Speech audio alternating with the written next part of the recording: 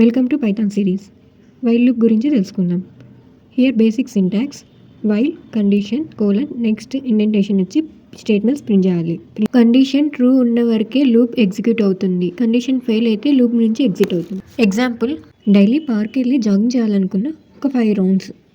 అదే starting point నుంచి మళ్ళీ స్టార్టింగ్ పాయింట్కి వచ్చేది ఒక రౌండ్ ఫినిష్ అయ్యేట్టు అలా 5 రౌండ్స్. అంటే జాగింగ్ అనేది నేను 5 రౌండ్స్ కంప్లీట్ అయ్యేంత వరకు అదే లూప్లోనే తిరుగుతూ ఉంటా పార్క్లో.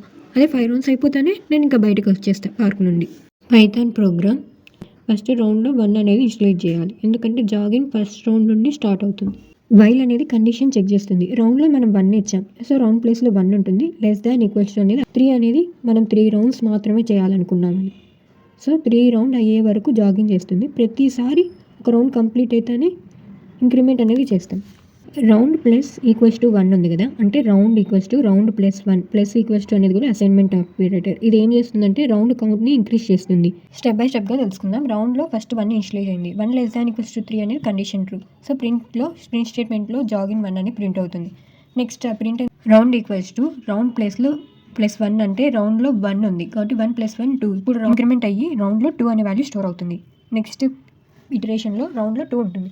కండిషన్ మళ్ళీ చెక్ చేస్తాం. 2 less than equals to 3 true కాబట్టి మళ్ళీ ప్రింట్ స్టేట్మెంట్లో జాగింగ్ 2 అని ప్రింట్ అయిన తర్వాత మళ్ళీ రౌండ్ దగ్గరికి వస్తుంది. రౌండ్ ఈక్వల్స్ టు రౌండ్ +1 అంటే 2 + 1 3. మళ్ళీ 3 అనే నెంబర్ రౌండ్లో స్టోర్ అవుతుంది. నెక్స్ట్ ఇటరేషన్లో రౌండ్ ఈక్వల్స్ టు 3 అవుతుంది. 3 less than equals to 3 equals to కూడా ఉంది కాబట్టి కండిషన్ ట్రూ.